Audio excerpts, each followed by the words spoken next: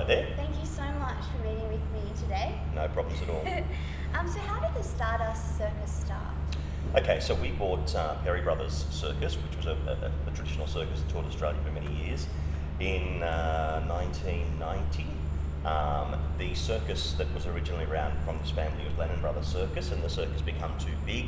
The owners of the circus are Jan and Lindsay Lennon, and Lindsay had 5 children of his own, Jan had 7 kids of her own, and there was too much talent obviously to run one circus.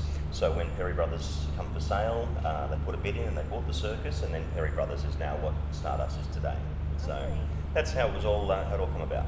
What acts are included in your show? Oh wow, we've got everything. I mean, a full traditional circus, so obviously animals are our main content, but also your normal circus favourites, acrobats, flying trapeze, the clowns of course, which is everyone's favourite, and we're having a lot of our junior talent coming in now too, so a lot of our kids are coming up now through the ranks and displaying their talent as well.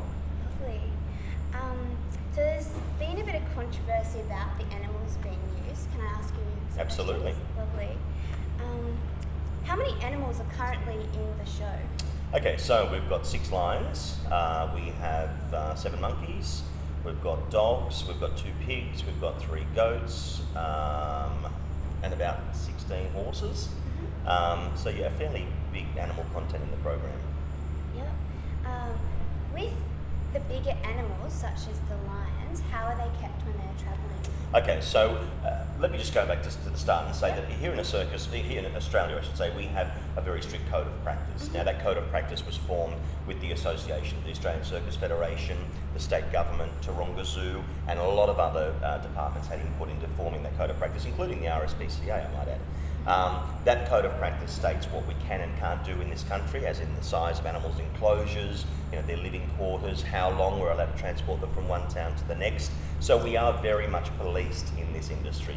Australia is probably the most policed circus industry out of any country around the world, when it comes to the keeping of circus animals. So yeah, we have a very strict code of practice when it comes to keeping of the animals. To make the animals comfortable, obviously, we were the first circus in the country, in Australia, ever to introduce an outdoor exercise yard. Prior to that, the lions lived in their trailers 24/7, and the owners of this circus didn't like that. They knew that sort of times were going forward, and people wanted to see that the animals could get out of their trailer and touch the ground, so to speak. So they built outdoor enclosures, and we approached the Department of Primary Industries about that to say, look, we've got these outdoor enclosures, would you be interested in allowing our lions to get it? And they said, definitely not, under no circumstances. We finally convinced them around after quite a few meetings, and they come out and they said, okay, we'll go and have a look. Within a matter of 20 to 25 minutes of seeing what the animals had, they then wanted to rewrite the code of practice, and now that is part of the code of practice now. If you are going to have exotic animals, they must have an outdoor exercise area. So we're very proud to say that we were the first ones to introduce that in Australia. Our lions here at the circus, in fact, are probably spoiled compared to most lions in Australia. I mean, they have large outdoor enclosures where they can run and play and sleep. They have access to their living quarters or their night den 24 hours a day, 7 days a week. And they also have reverse cycle air conditioning and heating. So when people, on a hot day say, where are your lions? Of course, they're laying in there under the air conditioning. So how do they travel? They travel in their travelling trailer, which is what they've become accustomed to from the day they were born. Our trainers have been in with the animals since they were born, and they get them used to being in that surroundings. They're also obviously with their mum when they're growing up. So yeah, just like a racehorse, they get used to travelling. Yeah.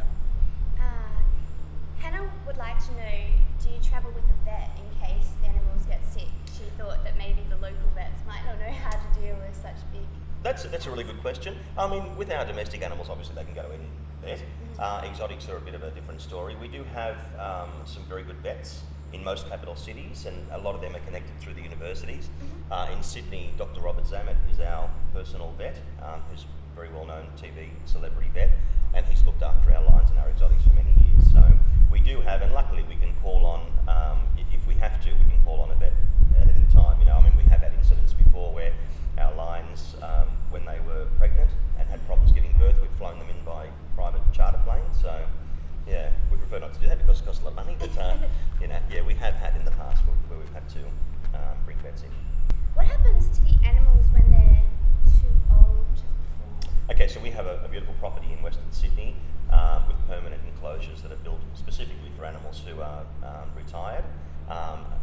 Contrary to popular belief, we don't shoot them or put them down because, I mean, those animals deserve to live the rest of their lives out in peace and in harmony. So we retire them to our property, and that's where they'll spend the rest of their days.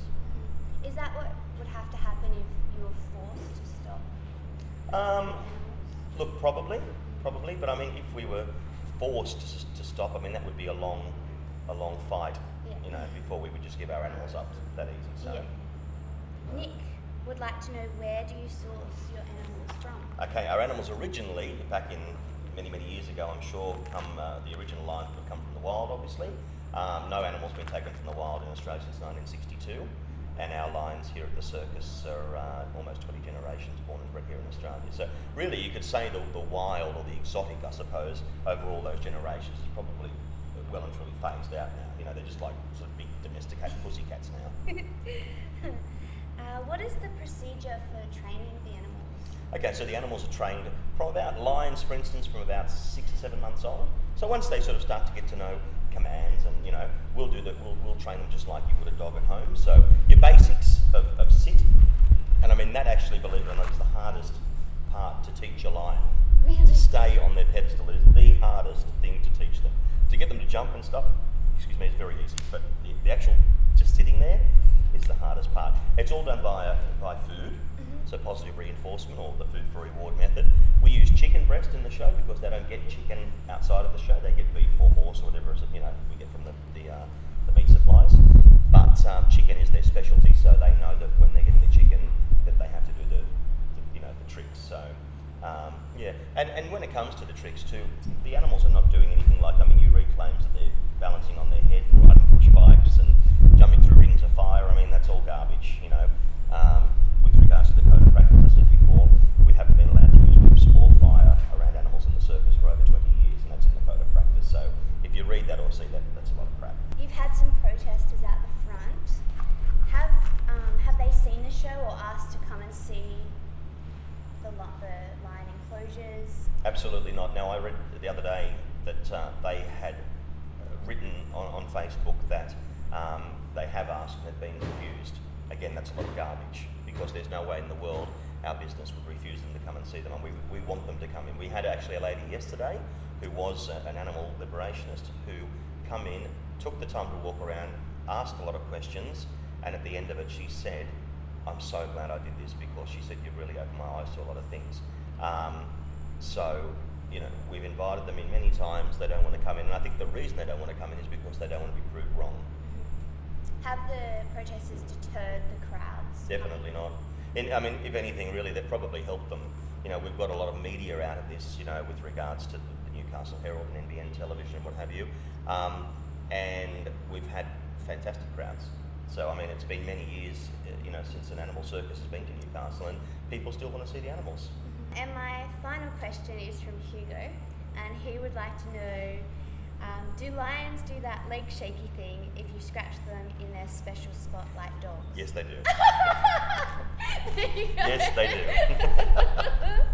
Well, thank you so much for chatting with me. No problems. And look, can I just say in closing that I think people should be allowed to decide for themselves. Anyone who works within this industry or has any connection knows that what they talk is a lot of garbage.